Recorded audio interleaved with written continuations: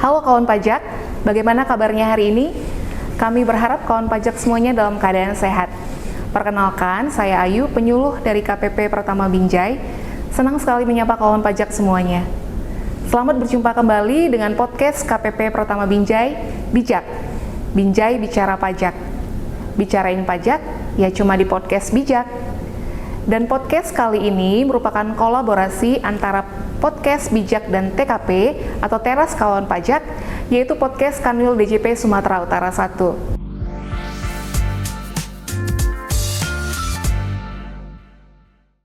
Di episode podcast kali ini, kita bersama abang-abang account representatif dari KPP Pratama Binjai yang tentunya luar biasa dan sangat bersemangat untuk membagikan informasi terbaru seputar perpajakan. Nah, mari kita kenalan dulu nih dengan abang-abang account representatif kita yang sudah hadir di sini. Dipersilahkan, abang-abang. Assalamualaikum kawan pajak, selamat siang semuanya. Perkenalkan, saya Ferry Rinaldi, account representatif seksi pengawasan 1 dari kantor pelayanan pajak Pratama Binjai. Halo kawan pajak, perkenalkan nama saya Rizaldi, account representatif dari KPP Pratama Binjai. Oke, baik. Selamat datang Bang di podcast Bijak. Terima kasih. Terima kasih Ayu. Nah, udah kenalan kan dengan abang-abang account representatif kita yang ada di sini? Nah, kawan pajak, di podcast kali ini kita akan menginformasikan kepada kawan pajak mengenai peraturan kewajiban perpajakan terkait PPN atas kegiatan membangun sendiri, yaitu berdasarkan PMK 61 tahun 2022 sebagai pengganti PMK 163 tahun 2012, yaitu tentang batasan dan tata cara pengenaan pajak pertambahan nilai atau PPN atas kegiatan membangun sendiri atau yang kita sebut KMS. Aturan ini merupakan aturan turunan dari Undang-Undang Harmonisasi Peraturan Perpajakan atau yang kita kenal yaitu Undang-Undang HPP yang terbit pada bulan Oktober tahun 2021. Sebelum membahas lebih dalam lagi, kawan pajak ada yang belum tahu nih apa itu KMS yang terutang PPN. Nah, mungkin abang-abang boleh menjelaskan sedikit apa itu PPN KMS itu. Baik, terima kasih Ayu. Baik, jadi begini kawan pajak. Kemarin-kemarin kita di media itu lagi rame ya soal ada pajak baru nih, bangun rumah sendiri kena pajak gitu. Mungkin ada kawan pajak yang belum tahu nih kenapa ada statement bangun rumah sendiri itu kena pajak. Ternyata ketika kawan pajak itu membangun sebuah bangunan, baik itu konstruksi utamanya yang terdiri dari kayu, beton pasangan, batu bata atau sejenisnya, ataupun baja yang mungkin bangunan itu diperuntukkan bagi tempat tinggal kawan pajak semua atau kegiatan usaha dengan luas bangunan paling sedikit 200 meter persegi, maka atas kegiatan membangun itu terutang pajak pertambahan nilai kegiatan membangun sendiri kayu. Oke, baik. Secara sederhananya, penjelasan KMS itu seperti itu ya Bang ya. Nah, kemudian Bang, kalau misalnya ada perluasan bangunan yang lama, tadi kan kita mengetahui bahwasannya ada kegiatan membangun sendiri apabila dibangun tuh ya. Nah, untuk misalnya wajib pajak yang sudah ada bangunannya, itu mengalami perluasan gitu, itu apakah termasuk kategori PPN yang terutang juga gitu Bang terhadap KMS tersebut gitu? Baik kawan pajak, jadi sebenarnya sebagaimana dijelaskan oleh Bang Ferry tadi, objek bangunan yang terutang PPN KMS antara lain bangunan baru maupun perluasan bangunan lama yang dilakukan tidak dalam kegiatan usaha atau pekerjaan oleh orang pribadi ya, maupun badan yang hasilnya digunakan sendiri atau digunakan oleh pihak lain sepanjang PPN tersebut tidak dikeluarkan oleh pihak lain. Gitu, seperti itu Mbak Ayu. Oh begitu ya. Jadi termasuk terutang juga ya Bang ya? Iya, terutang untuk ya? Perluasan ya. Wah, ini sudah mulai berkembang nih ceritanya ya. Jadi setelah kawan pajak tahu apa itu KMS yang terutang PPN, nah mungkin pertanyaan selanjutnya nih Bang yang perlu diketahui oleh kawan pajak. Setelah tahu bahwasannya kegiatan membangun sendiri itu terutang PPN. Nah ini kapan saat terutangnya PPN tersebut atas KMS itu Bang? Boleh dijelaskan Bang? Jadi menurut PMK 61 tahun 2022 Kak Ayu, tepatnya pada pasal 4 dijelaskan bahwa saat terutangnya PPN atas kegiatan membangun sendiri itu terjadi pada saat dimulai dibangunnya bangunan tersebut sampai dengan bangunan selesai.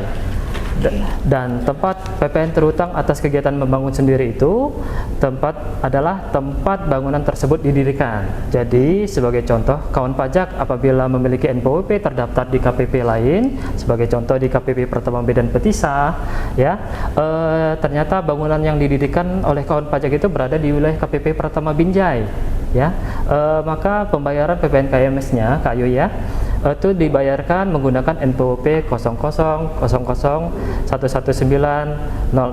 Nah itu Kak Ayu ya. Oh, jadi kalau misalnya nih kawan pajak ada bangunan di Binjai, tapi di NPWP-nya di Petisah misalnya Bang ya, itu berarti terutang PPN-nya di KPP Pertama Binjai ya? Iya benar. Menggunakan NPWP dengan kode KPP 119 ya? 119. Oke, jadi seperti itu ya kawan pajak. Jadi tidak terbatas di mana kawan pajak terdaftar, tapi kita lihat dari lokasi adanya bangunan ya Bang ya? Lokasi berdirinya bangunan. Oke. Nah, jadi seperti itu ya kawan pajak. Jadi kawan pajak apabila mendirikan bangunan di luar wilayah tempat kawan pajak terdaftar, maka kawan pajak terutangnya di tempat lokasi bangunan tersebut didirikan. Dan saat mulai membangun adalah saat terutangnya PPN ya Bang ya. Gitu. Benar.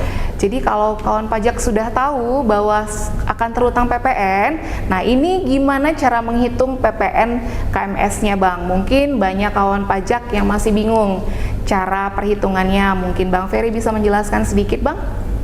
Oke, jadi sejak terbitnya PMK 61 tahun 2022 itu yang berlaku sejak April 2022. Nah, PMK 61 ini kan turunan dari UHPP ya, UHPP yang merubah Undang-Undang 42 tahun 2009 tentang pajak pertambahan nilai.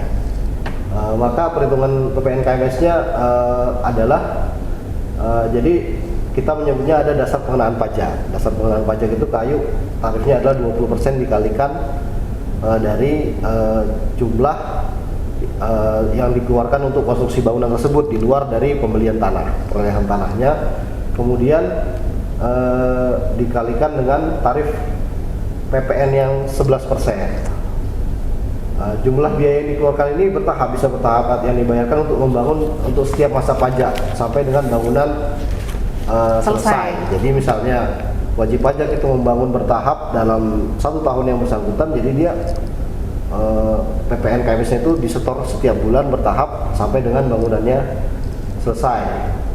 Nah, satu lagi ada hal yang penting nih, kawan pajak jangan sampai ragu bahwa DPP itu tidak termasuk biaya perolehan tanah.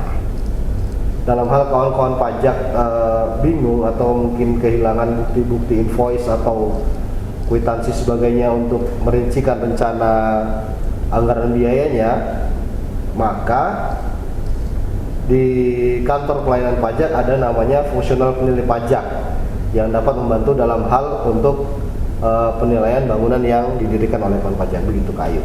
Oke, berarti tarifnya seperti itu ya Bang ya, 20% tadi ya. Oke, baik kawan pajak, setelah kita mengetahui tarif PPN KMS-nya, untuk lebih memudahkan kawan pajak, mungkin abang-abang bisa memberikan contoh perhitungannya nih Bang, seperti apa gitu. Oke, kawan pajak, kita ambil contoh ya. Pada bulan Januari 2024, kawan pajak memulai pembangunan sebuah rumah untuk tempat tinggal pribadinya ya, Kak Ayu ya, dengan luasan keseluruhan 190 meter persegi.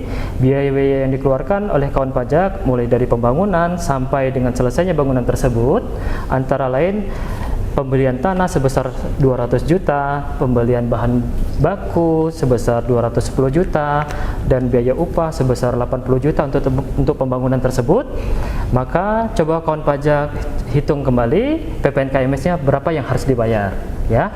Ternyata dalam hal ini bukan termasuk objek pajak Kak Ayu ya, dikarenakan luas bangunannya tidak mencapai 200 meter persegi, karena berdasarkan aturan PMK 61 tahun 2022 luasannya adalah 200 meter persegi. Oke, berarti kalau di bawah 200 meter persegi itu nggak kena pajak ya? Iya benar, Bang, tidak terhutang PPN KMS. Kawan pajak mungkin tidak perlu terlalu khawatir ya, tidak semuanya ya berarti kena pajak ya Bang ya? Benar Kak Ayu. Oke, mungkin Bang Ferry bisa menambahkan Bang? Kalau tadi contoh dari Bang Rizaldi adalah suatu objek pajak yang tidak terhutang PPN KMS. Kalau yang terutang kita ambil contohnya nih, kalau ada pembangunan yang terutang PPN KMS. Jadi pada bulan Mei 2022, misalnya kawan pajak nih memiliki NPWP terdaftar di KPP Pratama Medan Petisah, memulai pembangunan sebuah rumah yang tempat tinggal pribadinya yang berada di lokasinya di Kota Binjai nih Kak Ayu. Dengan total keseluruhan luasnya 200 meter persegi. Biaya-biaya yang dikeluarkan antara lain adalah pembelian tanah sebesar 200 juta rupiah, kemudian pembelian bahan baku sebesar 180 juta rupiah, dan biaya upah sebesar 70 juta rupiah. Maka sesuai dengan PMK 61 2022 tadi, perhitungannya adalah 20% dikali tarif PPN yang 11% dikali dasar pengenaan pajak, yaitu mungkin bisa dijabarkan lagi 20% kali 11% dikali biaya yang 250 juta tadi, karena tidak termasuk dengan perolehan tanahnya. Maka PPN KMS-nya diperoleh terutangnya sebesar Rp5.500.000 dengan kode penyetoran kode MAP 41112103 menggunakan NPWP 00011900 kode KPP Pratama Binjai. Kalau tadi kawan pajak terdaftarnya di KPP lain, apabila terdaftarnya di KPP Pratama Binjai, maka tetap menggunakan NPWP kawan pajak yang terdaftar di KPP Pratama Binjai. Oke, wah sudah semakin jelas ya kawan pajak. Sudah diberikan contoh langsung nih dari abang-abang kita, bagaimana cara perhitungannya, tarifnya, nanti bisa kita temukan berapa besar PPN-nya gitu ya Bang ya. Jadi kemudian kita tahu kalau untuk jenis pajak PPN ini Bang, ada yang bisa dikreditkan dan ada yang tidak bisa dikreditkan gitu. Untuk PPN KMS ini sendiri, apakah PPN-nya bisa dikreditkan sebagai pajak masukan atau tidak ya Bang? Kira-kira mungkin Abang bisa bantu menjawab? Baik Kak Ayu, kawan pajak sekalian, pajak masukan yang dibayar atas perolehan barang kena pajak dan atau jasa kena pajak, impor kena pajak, serta pemanfaatan barang kena pajak tidak berwujud dan atau pemanfaatan jasa kena pajak dari luar daerah pabean di dalam daerah pabean sehubungan dengan kegiatan membangun sendiri nih Kak Ayu ya, ini tidak dapat dikreditkan dalam SPT masa PPN-nya ya. Oke. Berarti intinya untuk PPN KMS ini tidak bisa dikreditkan ya Bang ya? Benar Kak Ayu. Oke, gitu. Jadi untuk kegiatan membangun sendiri ini tadi yang sudah dijelaskan sama Abang di sini bahwasannya tidak bisa dikreditkan ya kawan pajak. Maka sudah jelas informasinya yang disampaikan oleh abang-abang akron representatif kita pada kesempatan kali ini tentang PPN atas kegiatan membangun sendiri. Nah, sebelum kita tutup nih Bang, kira-kira apa lagi nih yang mau disampaikan oleh abang-abang sekalian mengenai PPN KMS ini? Gitu. Ada lagi nggak kira-kira? Baik, kawan pajak, terkait PPN KMS ini kemarin memang kita lagi rame ya di media sosial, di IG, di berita, di Facebook. Ada namanya seperti yang saya katakan di awal tadi, ada statement bangun rumah sendiri kena pajak gitu. Jadi kawan pajak kalau memang melihat statement seperti itu, supaya meminta informasi ke kita, ke Direktur Jenderal Pajak KPP Pratama Binjai, bisa hubungi helpdesk ya Ayu ya. Juga bisa hubungi kami nih di akun representatif. Jadi informasinya jelas dan tidak ada isu-isu yang tidak bisa dipertanggungjawabkan gitu Kak Ayu. Oke, berarti kawan pajak jangan ragu ya, apabila membutuhkan informasi mengenai PPN KMS ini, boleh segera menghubungi KPP Pratama Binjai, baik di helpdesk maupun akun representatifnya kawan pajak. Baik kawan pajak, sudah banyak sekali informasi yang kita dapatkan pada podcast kita kali ini, dan nantikan kembali podcast KPP Pratama Binjai berikutnya, tentunya dengan tema yang tidak kalah menariknya. Kami juga selalu mengingatkan kawan pajak untuk dapat memfollow akun media sosial kami, yaitu Instagram KPP Pratama Binjai di @pajakbinjai. Karena di situ kawan pajak dapat memperoleh banyak sekali informasi perpajakan yang penting untuk kawan pajak ketahui.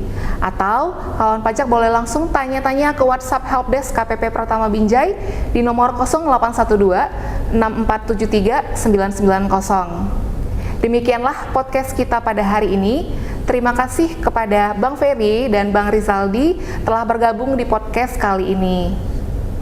Salam dari Binjai.